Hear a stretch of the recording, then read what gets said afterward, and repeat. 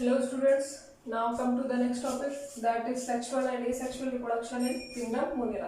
देखिए last lecture में हमने बात किया था किंगडम मोनेरा के फीचर्स के बारे में। उसमें हमने आर्किबैक्टीरिया के बारे में डिस्कस किया था, यूबैक्टीरिया के बारे में डिस्कस किया था। इसलिए अगर लास्ट लेक्चर आप लोगों ने नहीं देखा है तो उसको आप लोग समझ लीजिए, देख लीजिए। आइए हम लोग स्टार्ट करते हैं reproduction in kingdom Monera. Reproduction in kingdom Monera या फिर बैक्टीरिया को बोल सकते हैं। Reproduction in kingdom Monera.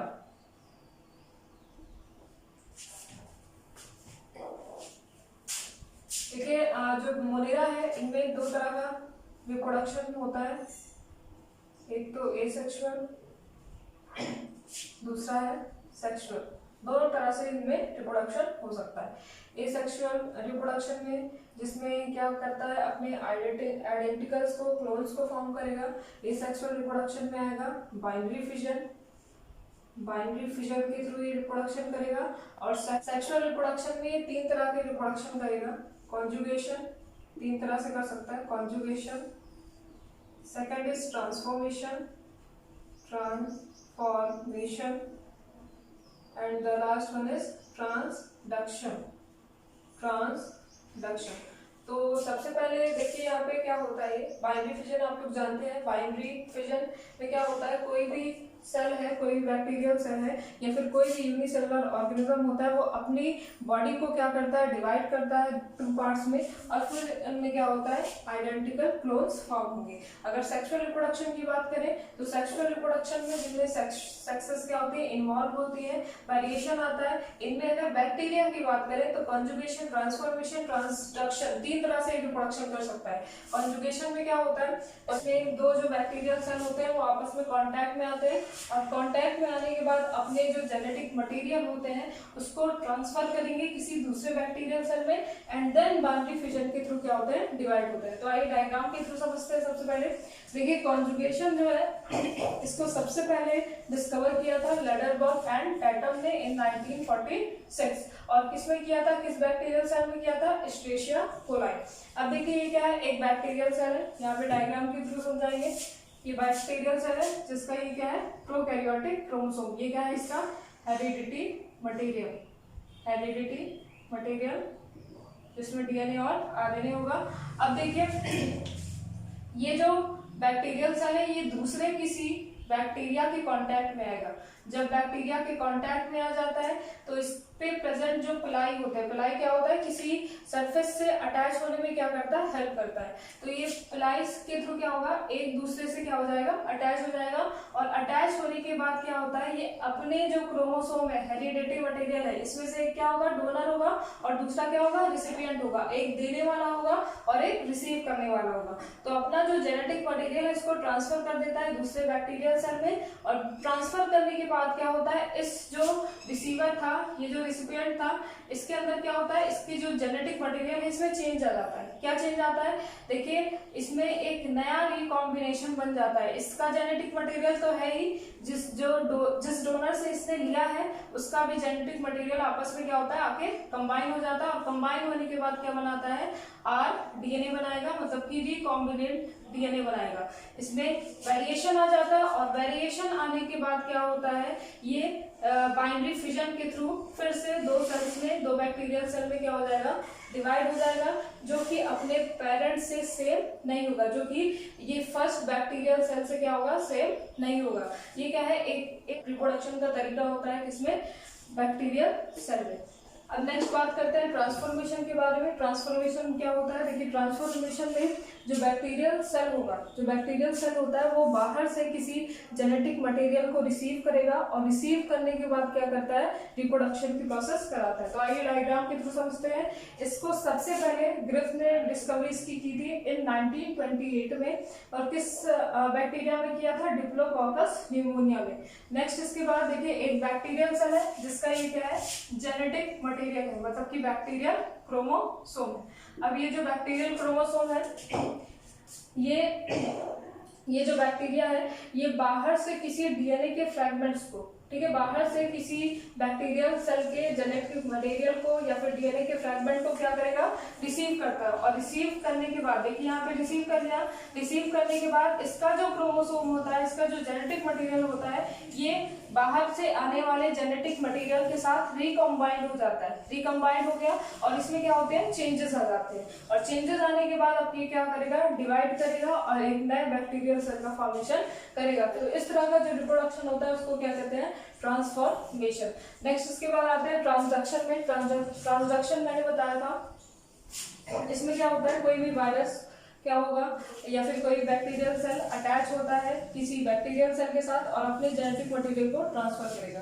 तो आइए डायग्राम के थ्रू समझते हैं। सबसे पहले इसकी डिस्कवरी किसने की, जेंडरबर्ग एंड लेडरबर्ग इन 1952। और किस बैक्टीरियल सेल में की थी, साल्मोनेला में, साल्मोनेला में की थी। अब ये बैक्टीरियल सेल है, बैक्टीरियल सेल का ये क्या है, बैक्टीरियल क्रोमोसोम। अब बाहर से ये क्या है, आया बैक्टीरियोफेज। ये बैक्टीरियोफेज क्या होता है, बैक्टीरियोफेज यहाँ पे ध्यान दीजिएगा, ये कोई बैक्टीरिया नहीं है, ये वायरस होता है बैक्टीरियोफेज। अब ये जो बैक्टीरियोफेज है ये अटैक करता है इस बैक्टीरियल सेल पे, अटैक करेगा बैक्टीरियल सेल पे। और अटैक करने के बाद क्या होता है, अपने जेनेटिक मटेरियल को इसके अंदर इंजेक्ट कर देगा। इस बैक्टीरियल सेल के अंदर क्या करता है, इंजेक्ट कर देगा जेनेटिक मटेरियल को। और जैसे ही इंजेक्ट करता है, ये क्या है, फेस डीएनए इसके अंदर आ जाएगा। फेस डीएनए क्या है, फेस डीएनए का मतलब है बैक्टीरियोफेज के अंदर, इस वायरस के अंदर जो भी जेनेटिक मटेरियल था अब एंटर हो चुका है बैक्टीरियल सेल के अंदर। अब देखिए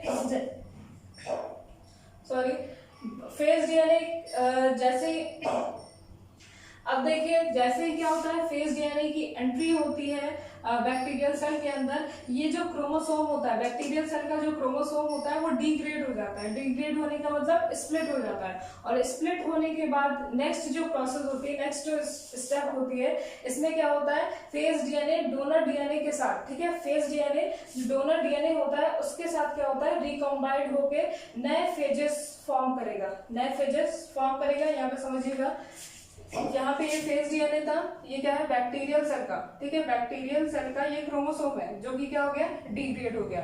अब ये जो फेस डीएनए है इस डिग्रेड बैक्टीरियल सेल के क्रोमोसोम के साथ कंबाइंड हो जाएगा और कंबाइंड होने के बाद नए फेजेस, नए वायरस का फॉर्मेशन करेगा।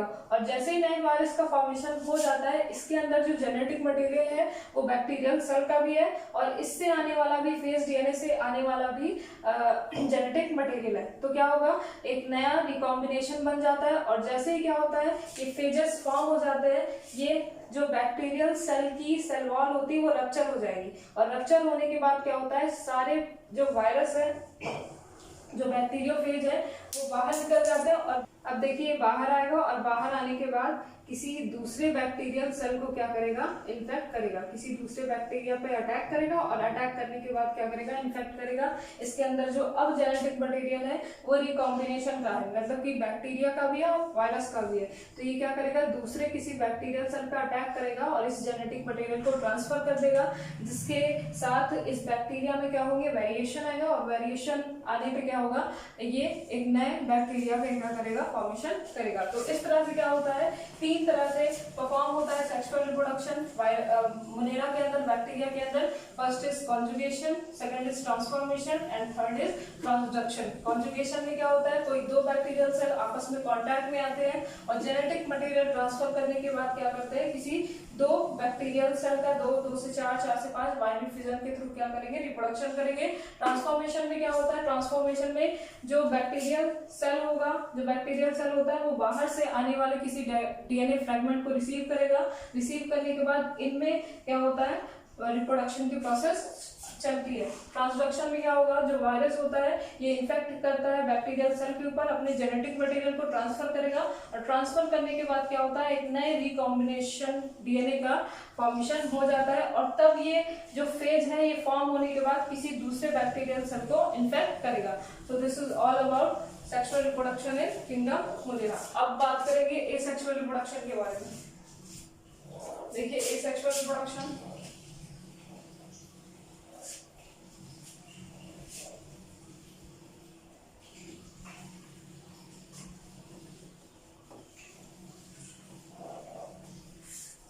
देखिए बैक्टीरिया में जो एसेक्सुअल रिप्रोडक्शन है वो बाइनरी फ्यूजन के थ्रू होता है। अब ये बाइनरी फिजन में क्या होता है, देखिए बाई का मतलब क्या होता है टू, फिजन का मतलब क्या हो जाएगा स्प्लिट, स्प्लिट और डिवाइड, स्प्लिट और डिवाइड। सेल क्या करेगा, दो सेल में डिवाइड होने के बाद एक रिप्रोडक्शन परफॉर्म करेगा। तो देखिए डायग्राम के थ्रू समझते हैं, ये क्या है बैक्टीरियल सेल है, बैक्टीरियल सेल जिसका ये क्या है bacterial chromosome, bacterial chromosome, bacterial chromosome है। अब देखिए इसको जब रिप्रोडक्शन एसेक्सुअल रिप्रोडक्शन करनी है तो ये क्या करेगा, इस जो बैक्टीरियल सेल है इसको डुप्लीकेट करेगा, मीन्स रेप्लिकेशन करता है, इसकी रेप्लिकेशन इसको डबल कर लेगा, ठीक है डबल कर लेगा।